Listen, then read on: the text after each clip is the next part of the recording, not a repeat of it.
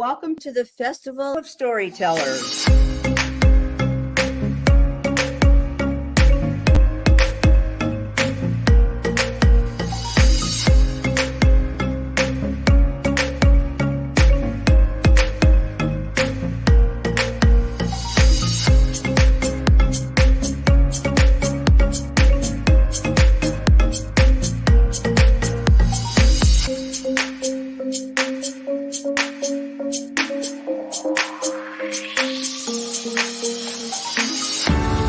I can't tell you how excited I am to be on right now. It's been a couple of weeks of excitement, getting prepared, and I've done a lot of things in my life, but this has got to be close to the top. Thank you, and Reader's Magnet, and thank you, John, for putting this forth and taking the chance on us authors in presenting this out to the world. I've enjoyed this immensely, Joanne. Ellie, so have I. Thank you for who you are, and thank you, Reader's Magnet. You all are beautiful, and you've worked so very hard, and we are blessed. We are. I thank everybody that's involved with this process, because we know writers need readers and writers need publishers. We thank Reader's Magnet and everybody that's involved. I love Reader's Magnet. They say, we share your stories with the world.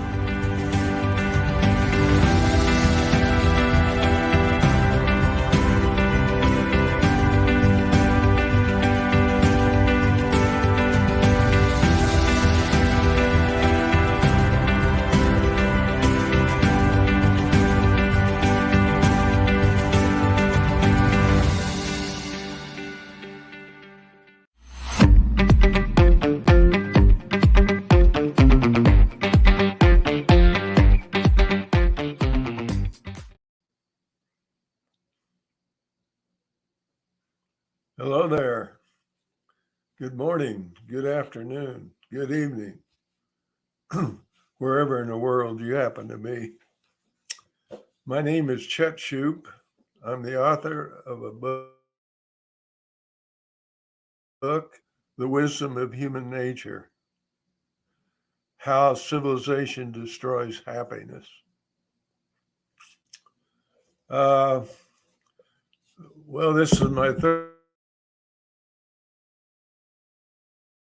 time, and I like to start out by saying where this book come from, so the ones who have been on with me before will have heard this, but there'll be people who haven't, so I'll try to make a short story out of it. For most of my life, I suffered from severe attention disorder. But I was successfully treated with Ritalin at the age of 43. Ritalin, my life made sense. Life made sense for the first time. Up until then, it had been largely a story of surrealistic horrors. Sorry there. Anyhow,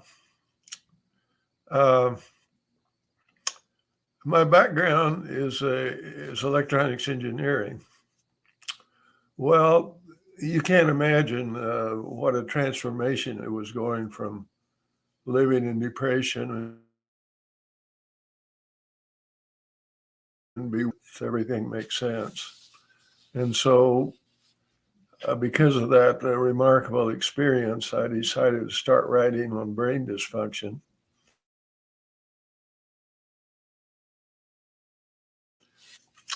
But I hadn't been into that much. You know, as electronics engineer, I'm aware of system control theory. Tells us about the laws of nature.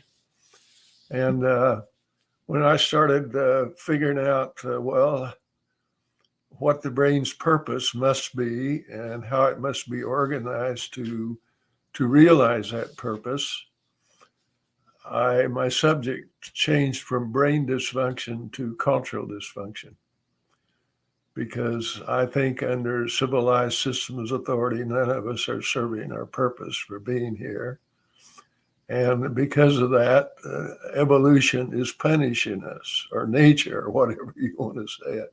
It's punishing us through our feelings, trying to get us back to taking care of life instead of taking care of ourselves. Our dependency on monetary and legal systems has severed our connections with one another and has severed our connections with life. And so we're going around here, having accomplished remarkable things, but yet sort of bereft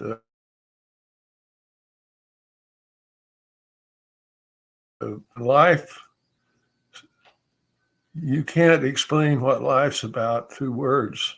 Words can't even scratch the surface. You can only know what life's about is through feelings. And when you are taking care of life through your relationship, the people are asking, what's all this about? It's implicit.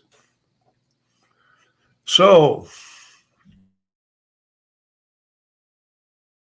the unique combination of suffering for a good part of my life with severe attention disorder and my awareness of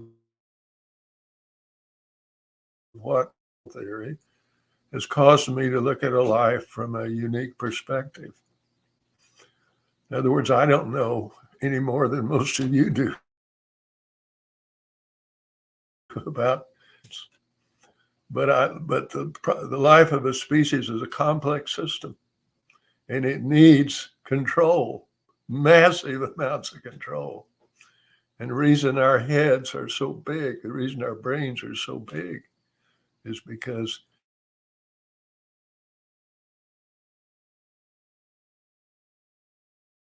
in order for individuals, human or animals, to be inspired to behave in ways that serve life. See, we have been taught that life's about the individual's accomplishments. And a lot of people have gone out and accomplished a lot. I guess as an engineer, I accomplished a lot. But it had nothing to do with taking care of life. We're now thinking in terms of inhabiting the universe. Well, that's great. That's exciting. And wow. Real contentment comes from it. The third trip to the moon, NASA, the viewership went way down. We've been past the excitement. Well, so, the way I've done these is I'm going to let the computer, I have ADD, I can't read very well, the book, so you get some idea. And then you take notes. You can ask me questions or whatever. We'll fill the rest of the time up with whatever happens after that. So let me get this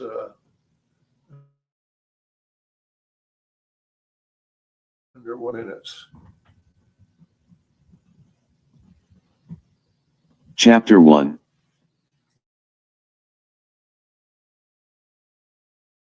There is a message in just by doing what they feel like doing, individual humans, elephants, and fireflies, alike, unknowingly serve and perpetuate the life of their species.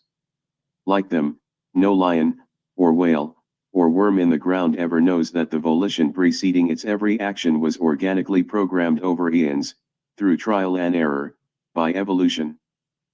Today, no king on a throne, no modern serf toiling in a cubicle, no druggie shooting up in an alley realizes that the powerful needs and desires that drive him are, in fact, a damaged form of that same primordial heritage, the civilized remnants of evolution's organic the original form, which still exists in nature, is the map of life on Earth. In the natural world, the real world where mastodons, dinosaurs, then, Homo sapiens once thrived, that powerful programming spurred every living being to love doing the things that best helped its species to flourish. So powerful, so embedded in the architecture architecture of life. To serve life, do things that feel good, and avoid doing things that result in emotional pain. Doing what feels good, not what hurts, is the one thing that makes sense to every living being. So, the law of life works flawlessly in the natural world. This doesn't mean suffering is non-existent in nature. Rather, it underscores the fact that, in nature, individuals unfailingly react to every circumstance in a way that maximizes pleasure. According to the law of life, the behaviors of individuals in nature will always be the likelihood that their species will flourish. The law of life applies to civilized humans, as much as it once did to pre-humans and the earliest humans. But we modern humans left the natural world thousands of years ago when we built our own institutional one, an error that has placed us on the wrong side of the law of life. We serve another master. We regularly defy the law of life, for the sake of our own survival, within the modern paradigm. Consequently, we suffer in numerous ways. Go to jobs they hate.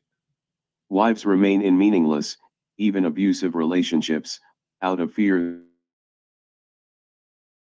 they couldn't support themselves. People endure endless lines of traffic to get to work.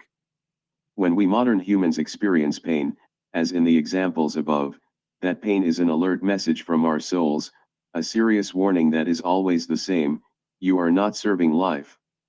This suffering is not due to any fault of our own. We didn't choose to disobey the law of life. We disobey it because we were born into civilized cultures, where we're not free to honor it. Even the people who invented civil rule weren't at fault. Their collective error was inevitable, given that evolution had gifted us with less skills, enabled humans to do something that no previous being on Earth could do, to create our own social order and put aside the natural social order that evolution built into us. When humans imposed moral edicts, believing they could make life better, the suffering that resulted from breaking the law of life began immediately. But, because people didn't know about nature's law, they interpreted the suffering as being caused by mankind's sinful nature. Their evidence for this was the fact that people seemed incapable of faithfully following all the rules. No one measured up. People seemed possessed with the desire to misbehave. What in fact possesses us is our inborn desire to obey the law of life. But, as a result of our belief in civil, by answering that inner voice, never realizing that such sins are natural acts inspired by our inborn desire to take care of life. Since the moment humans began judging themselves as sinful, for transgressing in this way, everything humanity has organized and controlled has worked against our happiness and against the ultimate survival of our species. If we are ever again to experience the contentment of sisterhood and brotherhood that our kind once took for granted, and if our species is to survive this 6,000-year episode of self-imposed punishment, the time must come when we stop chastising people for obeying the law of life and start honoring each other when we behave like normal humans. The emotional suffering our predecessors so innocently caused is painful, but our languaged minds have found a remarkably direct way to survive civilization. They believe civil rule can deliver the future it promises, and they keep believing it without evidence to support it, historical or otherwise. History has chronicled the rise and fall of many civilizations. It's a well-recognized, thus predictable, pattern. Yet, when a system of civil rule fails, we humans take no message from the chaos inherent to these failures, or from the human suffering that heralds them. There is no weight, relative to our tenacious belief that we will get it right the next time. So, we continue to ignore the consequences of not honoring the law of life, taking us in weight, once we get it right. My concern is that the suffering and associated chaos of civil failures will continue, until no humans are left to suffer. What's needed is an intervention, which will occur when humans discover the law of life, and figure out how to comply with it, by re-establishing sisterhoods and brotherhoods. I am sure that humans would never have imposed moral laws, had they realized that outlawing natural human behavior would sentence mankind to thousands of years of pointless suffering. But, once civil rule existed, the damage was done.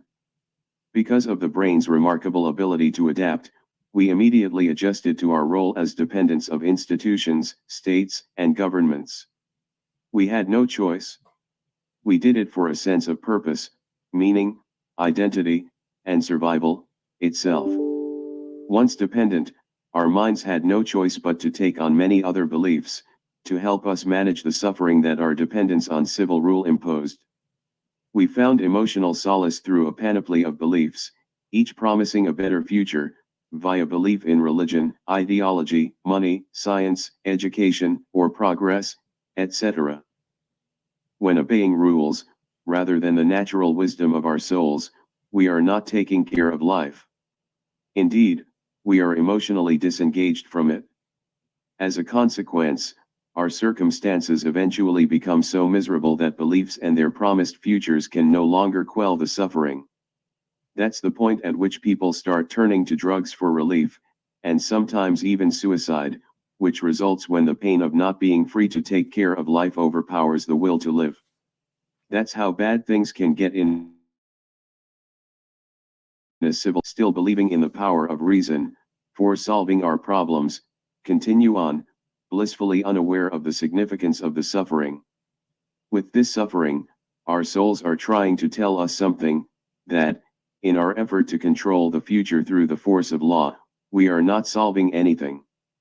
Indeed, we are making things worse. One of the many ways the civilized mind unknowingly discounts the suffering caused by institutional subjugation, is to mistake symptoms for problems. Things like domestic violence and suicide are symptoms, not problems. So, no program or plan can end domestic violence or suicide. Both conditions are reactions to, and symptoms of, the emotional suffering that blights human life, under civil rule.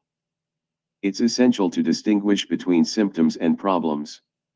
For every suicide, and for every woman who dies at the hand of her spouse, there are hundreds who go on living in intense emotional distress. Suffering is the problem. But it's also a symptom of the real underlying problem: modern humans are not free to honor the law of life. When our languaged minds finally recognize the real problem, and allow us the freedom to honor the law of life, domestic violence, suicide, and countless other symptoms of institutional bondage will largely cease.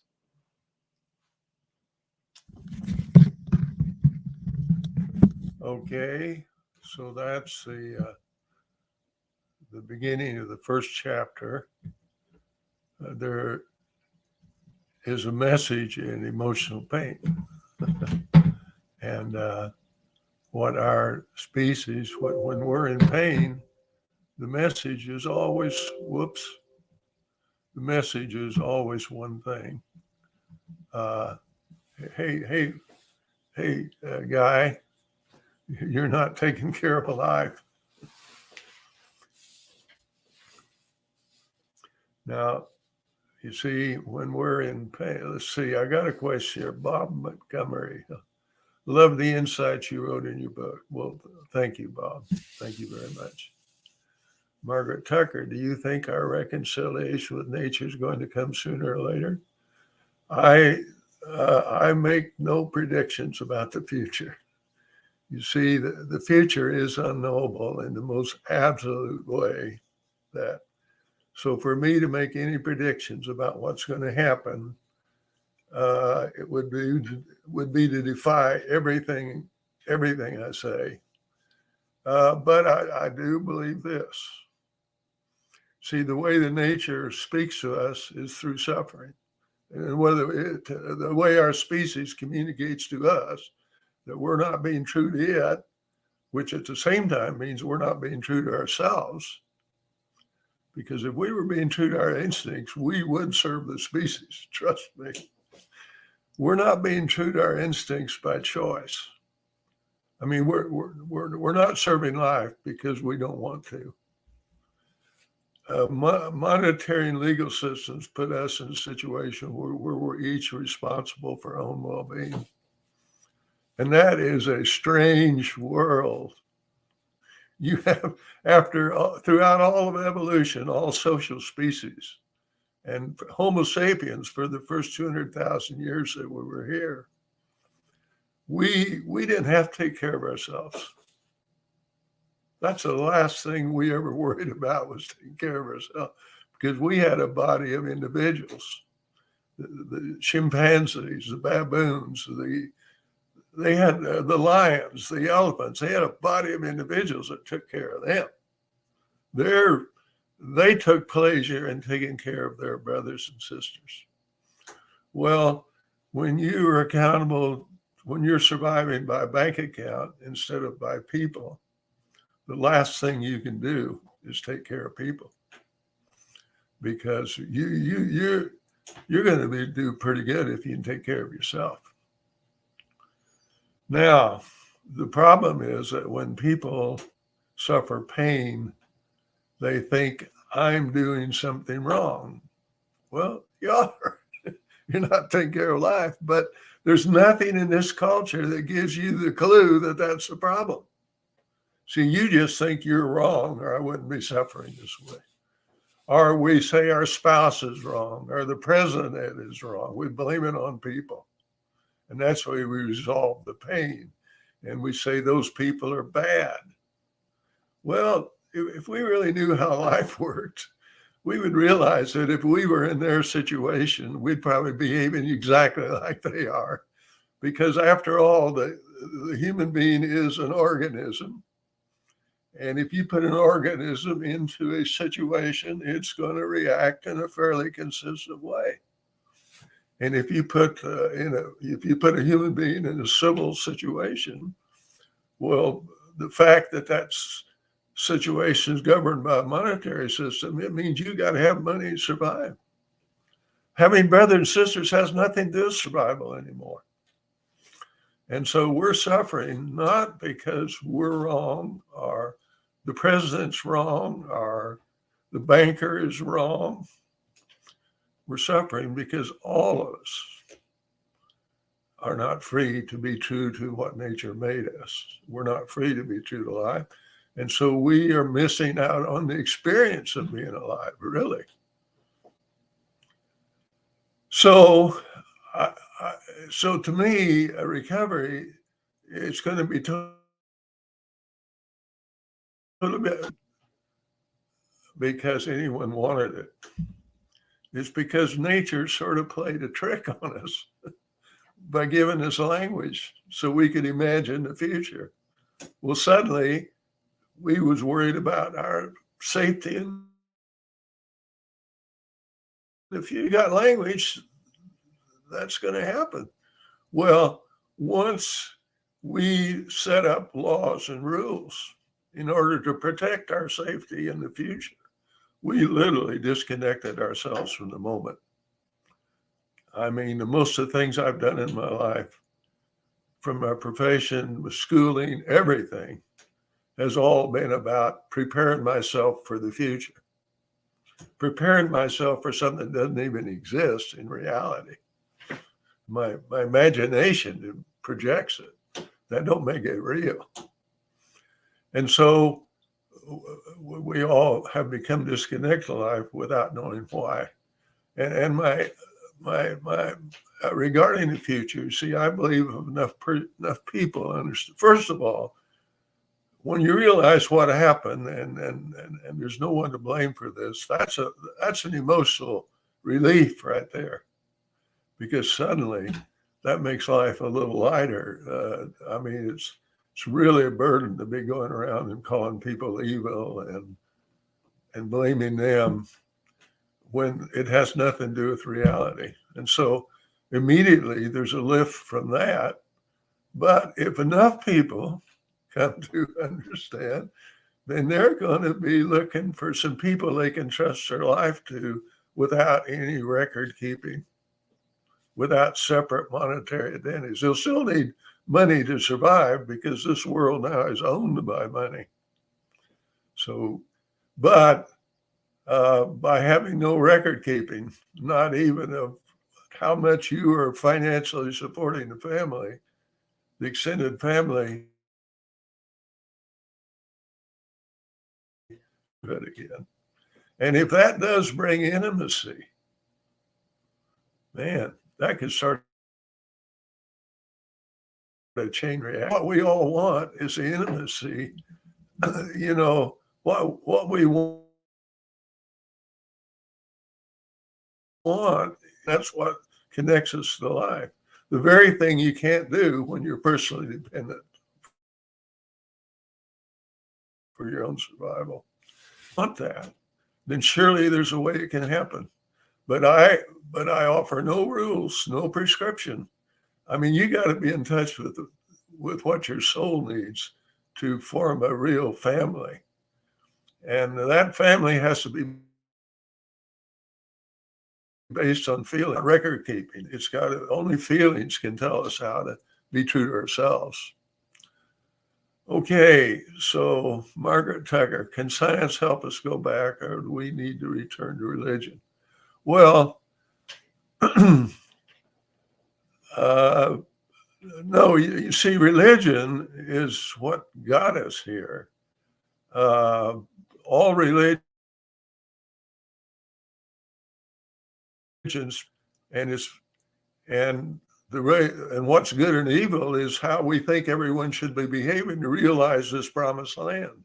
If you're behaving some way that's not going to get me, or you think it's not going to get people to the future that we think is universally evil. But what we're actually doing is playing God.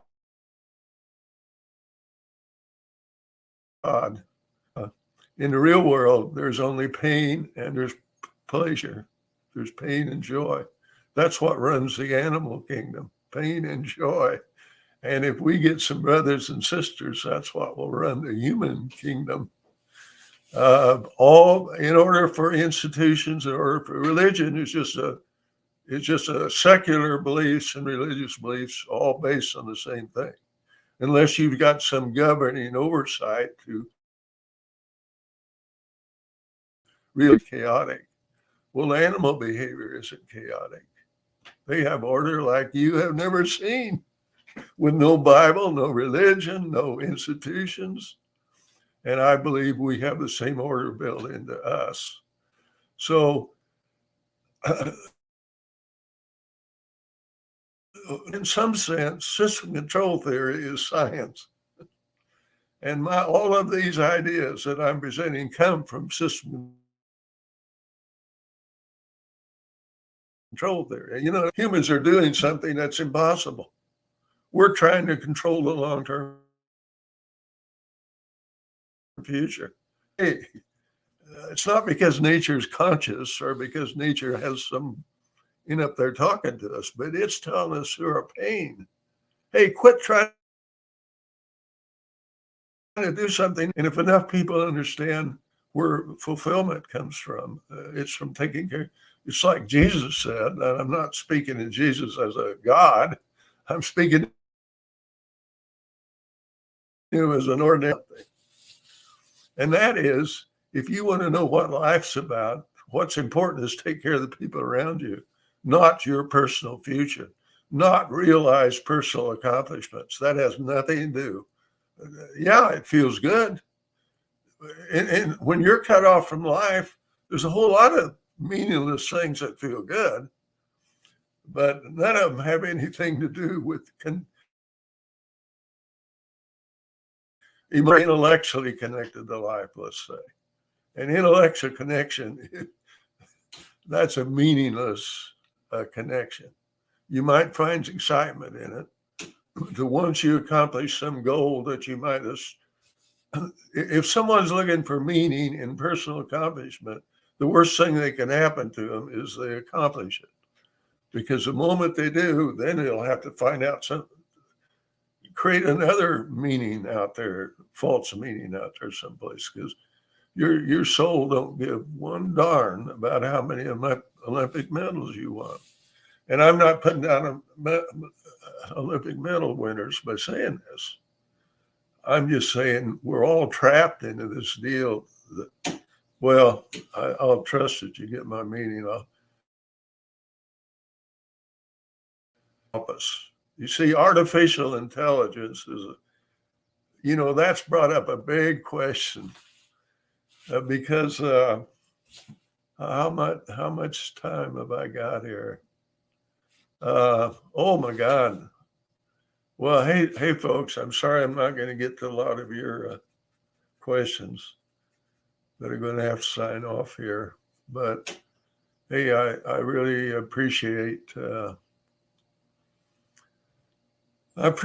attention, and I hope that, of course, that it's kind of disastrous to say civilization don't work, because our identity is in the promises of civilization. But I'm going to tell you, if you lose that identity, there is a silver lining out there, and that's intimacy. When your identity is in the people you love instead of the size of your bank account, that is a total different reality. It's just virtually upside down from this one. And hopefully, I don't know whether humans can reach it or not, whether I'm talking about any of these practical or not. It don't matter versus what we experienced 20,000 years ago and what those animals are still experiencing. And personally, I would rather be experiencing what they are than what I am. And so I will sign off at this point, and I will be on next Monday, same time, same station.